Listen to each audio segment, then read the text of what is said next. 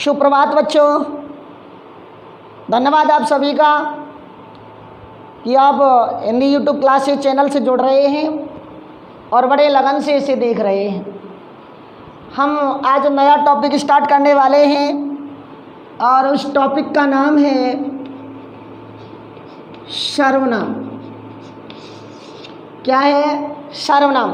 देखो, इससे पहले हमने टॉपिक स्टार्ट किया था और वो टॉपिक थी हमारी संज्ञा। क्या थी? संज्ञा। और हमने आपसे कहा था कि संज्ञा जो है किसी व्यक्ति, वस्तु, स्थान या भाव के नाम को कहा गया संज्ञा। और हमने आपको ये कहा था कि कुछ चीज़ें दृश्य होती हैं तो कुछ चीज़ें कैसी होती हैं? अदृश्य होती हैं। चाहे वो दृश्य में हो चाहे वो अदृश्य में हो, उनका कोई ना कोई फिक्स नाम है और वो नाम बराबर क्या कहलाती है? इन सभी को एक नाम में दिया गया संज्ञा। कमेंट्स में किसी ने पूछा कि सर डॉग बोले तो कुत्ता में कौन सी संज्ञा है? तो मैंने आपको एक ही बात कही थी कि व्यक्तिवाचक जो संज्ञा है ना, वो हमेशा एक वचन में होती है और जातिवाचक जो संज्ञा है वो बहुवचन में होती है या एक वचन के वे रूप जिनका बहुवचन बनाया जा सकता है। अब देखो, कुत्ता है, अब इसका बहुवचन भी अपन बना सके कुत्ते, बहुवचन अपन बना सकते हैं कुत्ते, तो एक वचन से बहुवचन बन गया। इसलिए दोस्तों, कुत्ता जो है जातिवाचक संज्ञा है। एक वचन व्यक्तिवाचक संज्ञा में केवल और केवल वे ही शब्द आते हैं जिनको बहुवचन नहीं बनाया जा सकता। अब अपन अपने इस टॉपिक की तरफ चलते हैं।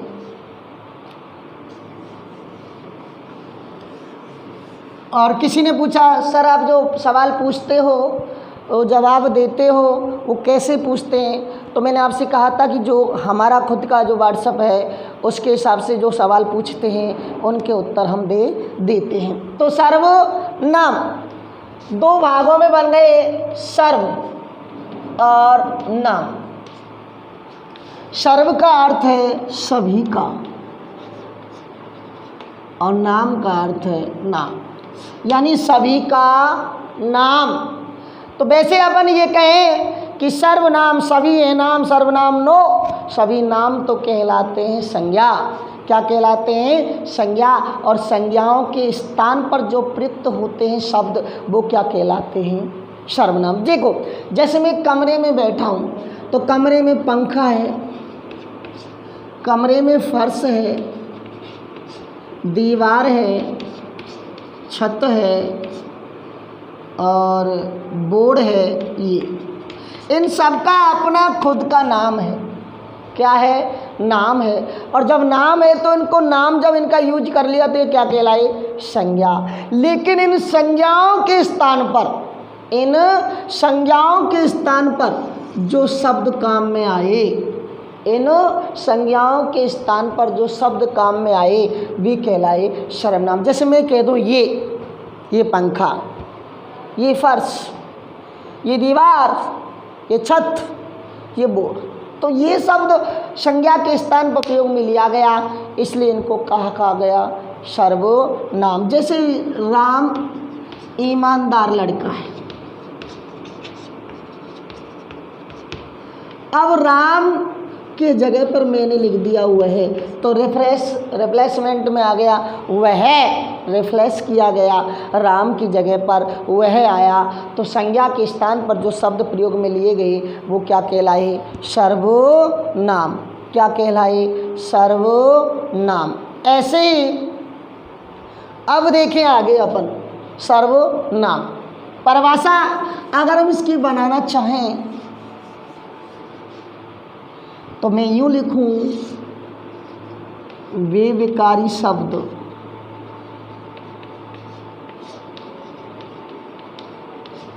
जो संज्ञा के स्थान पर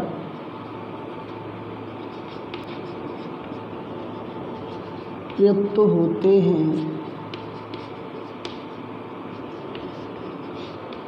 सर्वनाम कहलाते हैं। सर्वनाम कहलाते हैं, यानी वे शब्द जो संज्ञा के स्थान पर प्रयोग में लिए जाते हैं सर्वनाम कहलाते हैं। क्या कहलाते हैं? सर्वनाम। वे शब्द जो अब यह बेकारी इसलिए आया क्योंकि मैं बता चुका था कि बेकारी वे शब्द हैं जो लिंग वचन कारक काल के आदि के आधार पर बदल जाते हैं, जिनमें संज्ञा है, सर्वनाम है, विशेषण है, क्रिया।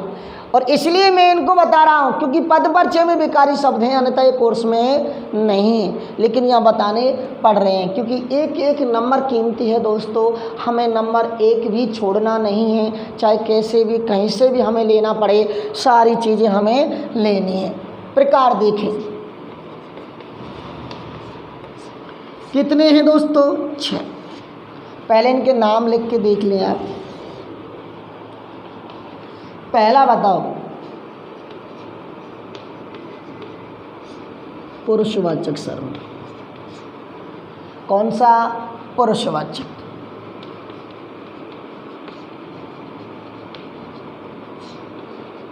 निश्चयवाचक सर्वनाम। तीसरा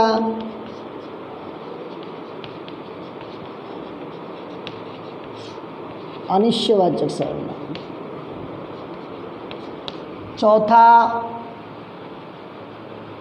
संबंधवाचक सर्वनाम।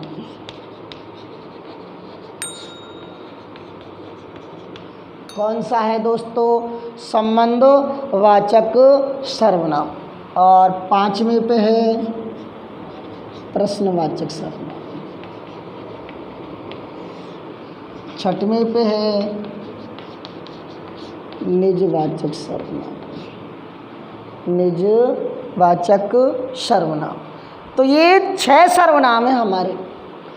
आइएगा इनको एक एक करके थोड़े थोड़े रूप में, जल्दी जल्दी, समय का अभाव है आपके लिए और हमारे लिए भी, तो जल्दी जल्दी इन्हें अपन रूबरू होते चलते हैं इनसे।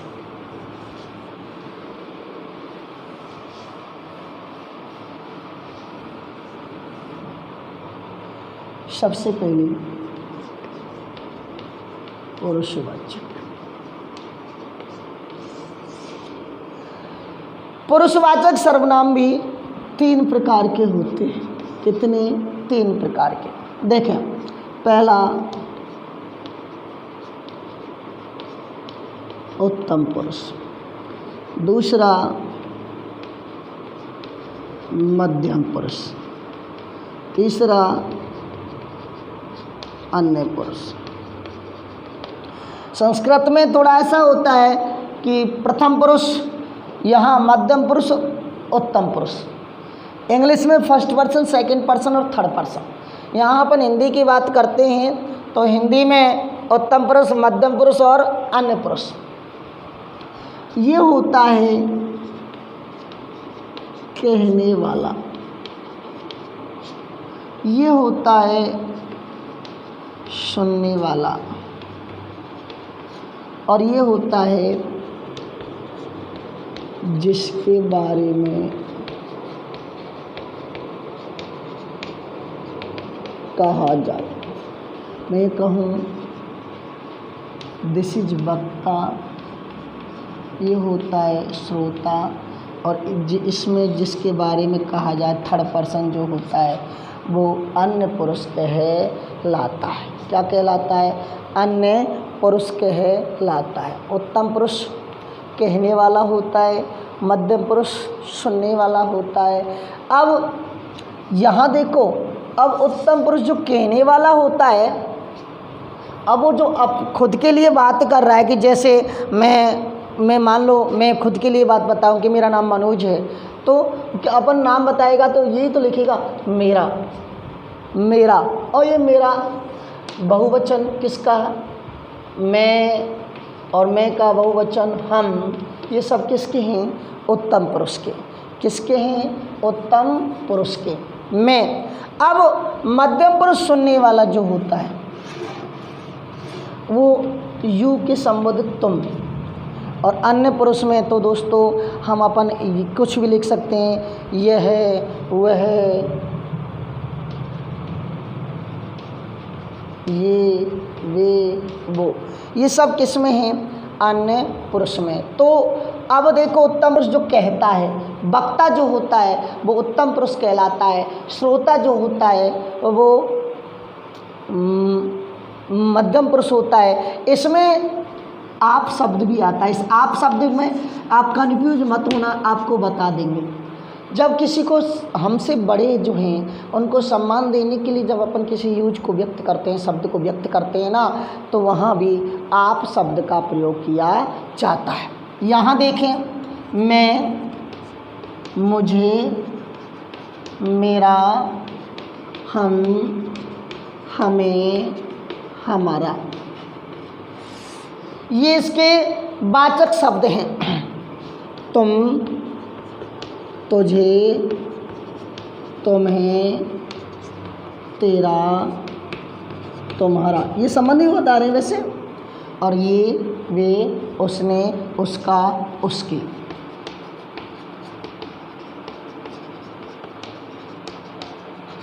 ये सब किस में है? अन्य पुरुष में। तो उत्तम पुरुष, मध्यम पुरुष और अन्य पुरुष, ये हमारे पुरुष थे। क्या थे? पुरुष थे।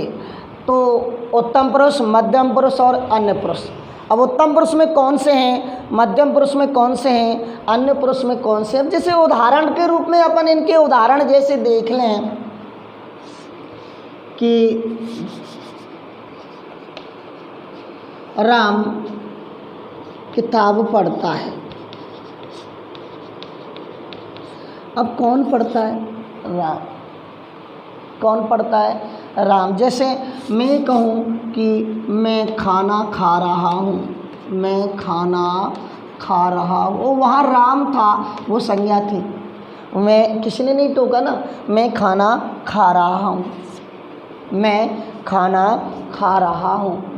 मैं, तो यहाँ मैं, मुझे, मेरा, हम, हमें, हमारा, जो बात कह रहा है, जो वक्ता है, जो अपनी बात कह रहा है, वहाँ उत्तम पुरुषवाचक सर्वनाम आता है।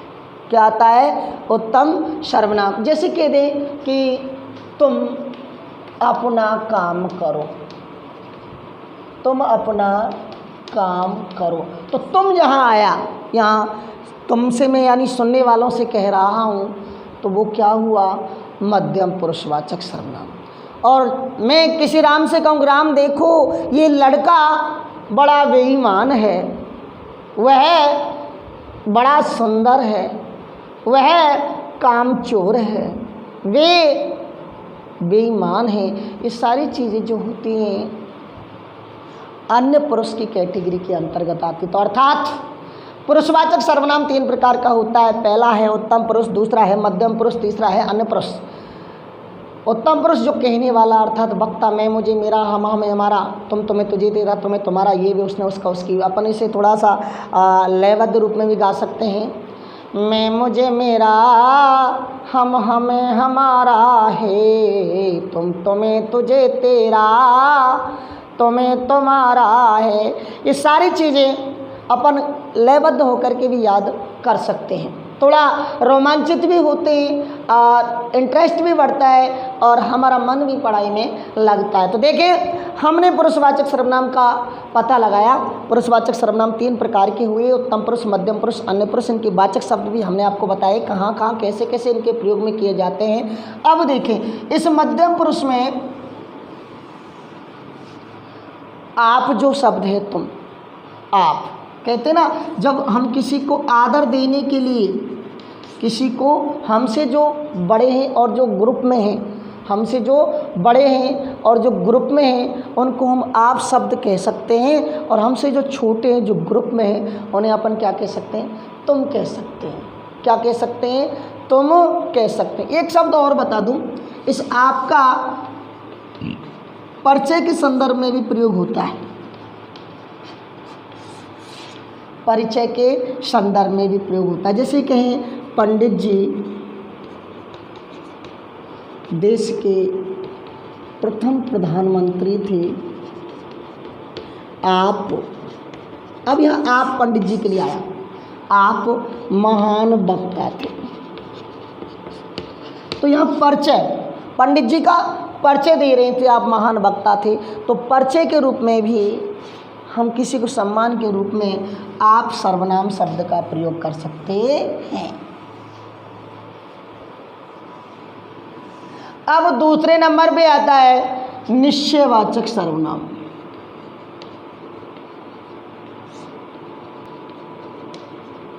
निश्चयवाचक सर्वनाम देखें, यूँ लिखूं, डिटर बिल्कुल निश्चितता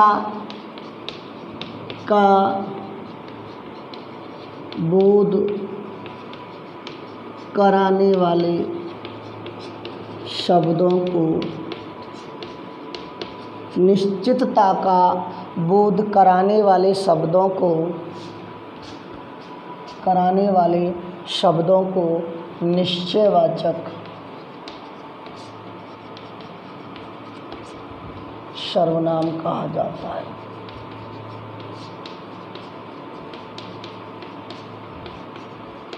निश्चयवाचक सर्वनाम कहा जाता है। यानी जिसको हमें फिक्स पता है, निश्चित है, वो शब्द हैं। इसमें भी यह, वह, ये, वे, ये फिक्स हैं। ये अधिकतर दो चीज़ होती है, यह और वह। इसका ये और वे, दीज और दोज। यहाँ मेनली दो, ये होता है ना पास की वस्तु के लिए, और ये दूर की वस्तु के लिए। फिक्स है, ये राम है, ये श्याम है, ये जंगला है, वह है। तो जहाँ थोड़ा सा आवाज़ का कॉम्प्रोमाइज़ कर जाता है। अब जैसे कोई पास की वस्तु होती है तो ये इधर लाओ, वह है उधर लाओ, तो उधर रखो। तो ऐसी चीज़ें फिक्स हैं, निश्चितता का बोध कराती हैं, जिनसे हमें निश्चित उनकी स्थिति का पता लग जाता है। उन्हें अपन कह सकते हैं निश्चयवाचक सर्वनाम। क्या कह सकते हैं? निश्चयवाचक सर्वनाम। तीसरा देखते हैं,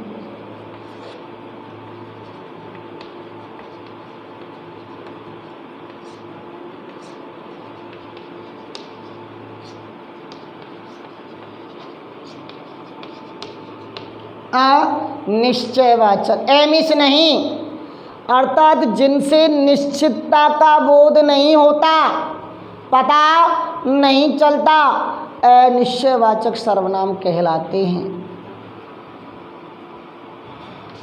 वे शब्द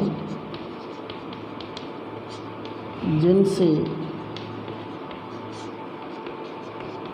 निश्चितता का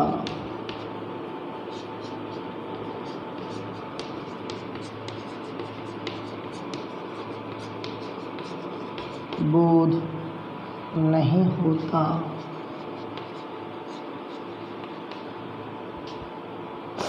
निश्चितता का बोध नहीं होता। वे शब्द जिनसे निश्चितता का बोध नहीं होता, निश्चयवाचक सर्वनाम कहलाते हैं। निश्चयवाचक सर्वनाम कहलाते। इससे पहले अपन निश्चयवाचक सर्वनाम बताया था कि जैसे मैंने लिख दिया यह घर मेरा है, यह घर मेरा है, सॉरी, यह मेरा घर है, यह मेरा घर है।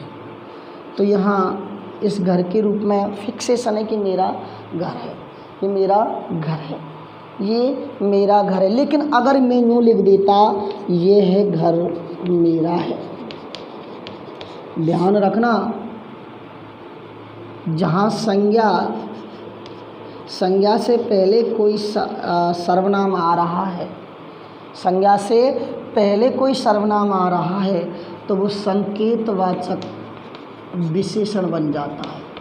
क्या बन जाता है? संकेत वाचक विशेषण बन जाता है। अब हमने यहाँ सर्वनामों की बात की, क्या की? सर्वनामों की बात की। तो ध्यान रखना आप, ये अपन विशेषणों में जब पढ़ेंगे ना तब और बता देंगे फिक्सेशन। यहाँ तो हमें अनिश्चयवाचक सर्वनाम की बात कर रहे हैं। तो इसमें अपन दो शब्द देख लेते हैं, एक तो होता है कोई और एक होता है कुछ। कोई और कुछ। अब देखें, यहाँ देखो, अपन जैसे कभी कभी देना चाय में कुछ पड़ा है। अब ये तो कह नहीं सकते चाय में हाथी पड़ा है, चाय में कुत्ता पड़ा है, चाय में कुछ पड़ा है। तो यहाँ सजीव की बात होती है और यहाँ निर्जीव की बात होती है। यहाँ डायरेक्ट की बात होती है और यहाँ इनडायरेक्ट की भी बात होती है। अब जैसे हमसे किसी ने कहा कि द्वार पर, यूँ थोड़ी कह सकते हैं द्वार पर कुछ खड़ा है, हमें यूँ ही कहना पड़ेगा द्वार पर कोई आया है। दोस्तों, ये सजीव कर्ता के लिए आते हैं और ये निर्जीव कर्ता के लिए आते हैं इनडायरेक्ट रूप में। अगर हमें पता है कि चाय में मक्खी पड़ी है वो अलग बात है, लेकिन जब हमें अनिश्चितता का बोध होता है तो कुछ जो होते हैं वो निर्जीवों के लिए, कर्ता के लिए प्रयोग में किए जाते हैं। तो कुछ और कोई, कुछ और कोई, वे सब किस में आते हैं? अनिश्चयवाचक सर्वनाम के अंतर्गत आते हैं। किस में आते हैं? अनिश्चयवाचक सर्वनाम के अंतर्गत आते हैं। दोस्तों, हमने 3 पढ़े। क्या पढ़े? 3। अब चौथा देखते हैं।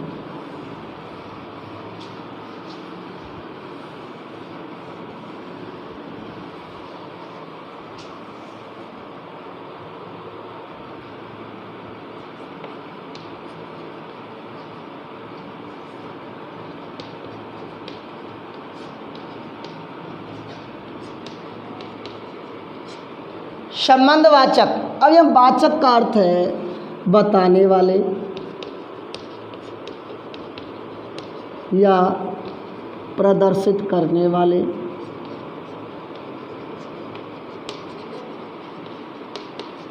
बताने वाले या प्रदर्शित करने वाले, या मैं यूँ कहूँ संबंध का बोध कराने वाले सर्वनाम शब्दों को संबंध का बोध कराने वाले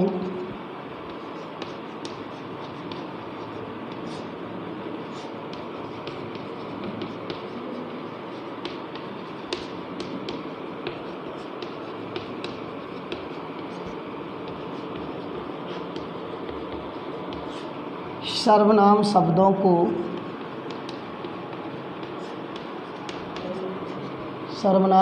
शब्दों को संबंध वाचक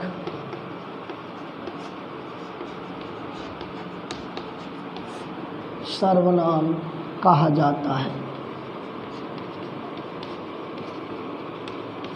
संबंधवाचक सर्वनाम कहा जाता है। यहाँ देखो आप, इससे पहले हमने एक संबंध कारक पढ़ा था और उस संबंध कारक में हमने का, की, ना, ने, रा, रे ऐसे पढ़ा था। अब जैसे मैंने एक वाक्य लिख दिया, जिसकी लाठी उसकी भैंस। जिसकी लाठी उसकी भैंस। देखना यहाँ संबंधवाचक सर्वनाम कहाँ है? मैं यूँ लिख दूँ जैसे जिसकी किसकी, जिसकी किसकी, जिसकी किसकी। मान लो मोहन की लाठी, मोहन की भैंस। अब देखो काकी के आ रहा है ना, संबंध कारक आ रहा है नहीं आ रहा है? आ रहा है ना संबंध कारक। तो यहाँ की जिसमें प्रयोग किया गया वहाँ संबंधवाचक सर्वनाम मोहन की लाठी। लाठी किसकी है? मोहन की। तो भैंस किसकी है? मोहन की। तो जिसकी लाठी उसकी भैंस। यहाँ की भी आ रहा है, संबंध कारक भी आ रहा है, और संबंध कारक यानी संबंध बताने वाले शब्दों को बोध कराने वालों को संबंधवाचक सर्वनाम कहा जाता है। जैसे को, तैसा, ये सारी चीज़ें जितनी भी अपनी लोकोक्ति है अधिकतर सर्वनामों में, वो सब संबंधवाचक सर्वनाम की कैटेगरी के अंतर्गत आती हैं। अगला अपन देखते हैं जल्दी जल्दी लिए चलता हूँ मैं आपको। हाँ, तो 5वां पार्ट अपना था प्रश्नवाचक सर्वनाम। प्रश्नवाचक सर्वनाम अर्थात जहां प्रश्न पूछने का भाव पैदा हो। प्रश्न पूछने का भाव पैदा हो, जैसे कब, क्यों, कहाँ, कैसे, किस। लेकिन कभी कभी ना संबंधवाचक सर्वनाम और प्रश्नवाचक सर्वनामों में थोड़ा अपन ऐसे पूछ लेते, किसकी, काकी की, किस भी आ गया, काकी की आ गया, तो किसकी है, ये भैंस किसकी है, ये लाठी किसकी है। तो यहाँ वैसे तो ये संबंधवाचक हो गया है ना, हुआ कि नहीं हुआ, संबंधवाचक हो गया, ये संबंधवाचक हो गया, काकी के लगाए। लेकिन ऐसे शब्द किस में आएंगे, प्रश्नवाचक कैटेगरी में आएंगे। तो प्रश्न पूछने का जहाँ भाव पैदा हो वे प्रश्नवाचक सर्वनाम कहलाते। क्या, कहाँ, अब, कैसे, किस प्रकार, कितना, कितने, ये सब किस में हैं, प्रश्नवाचक सर्वनाम के अंतर्गत आते। और 6वां है निजवाचक सर्वनाम। जहाँ किसी कार्य को लिए स्वयं खुद अपने आप में होने का भाव पैदा होता है, वहाँ निजवाचक सर्वनाम कहते हैं। इसमें स्वयं खुद एक आप भी आता है, और एक आप मैंने वहाँ मध्यम पुरुष में भी बताया था, और एक आप मैंने परिचय के संदर्भ में भी बताया था। अपन जैसे एक उदाहरण के लिए देखें, हमारी माँ ने हमसे कहा कि बेटा खाना खा लो, तो हम अपनी माँ से कहते हैं आप खाना खा लो, मैं अपने आप खा लूँगा। आप खाना खा लो, मैं अपने आप खा लूँगा। तो यहाँ दो आप आए, एक आप, एक आप। तो मैंने आपसे यही कहा था कि जब हमसे बड़े कोई सम्मान देने के लिए मध्यम पुरुष में आप खाना खा लो, जिसके लिए मैं कह रहा हूँ, वो आप मध्यम पुरुष में होगा। किस में होगा, मध्यम पुरुष में। लेकिन जब आप स्वयं के लिए आ रहा है तो वो आप होगा कौन, निजवाचक सर्वनाम। किस में आएगा, निजवाचक सर्वनाम में। दोस्तों मैंने 6 सर्वनाम थोड़े थोड़े रूप में आपको बताए, थोड़े से रूप में आपको बताए। इनकी थोड़ा सारणी रूप में बना लेते हैं ना, सरल रहेगा। पहला है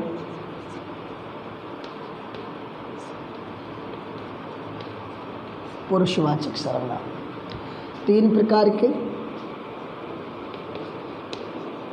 उत्तम पुरुष,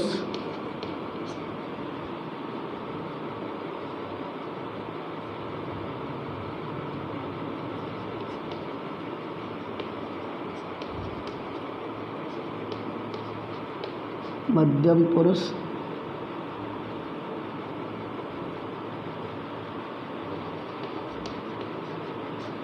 अन्य पुरुष। ये हो गया वक्ता, ये हो गया श्रोता, ये अन्य। दूसरे में था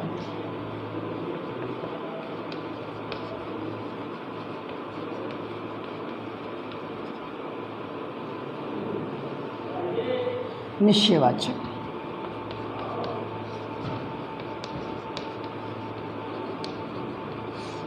अनिश्चयवाचक,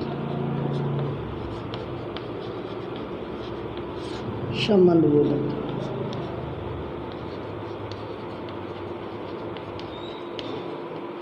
प्रश्नवाचक।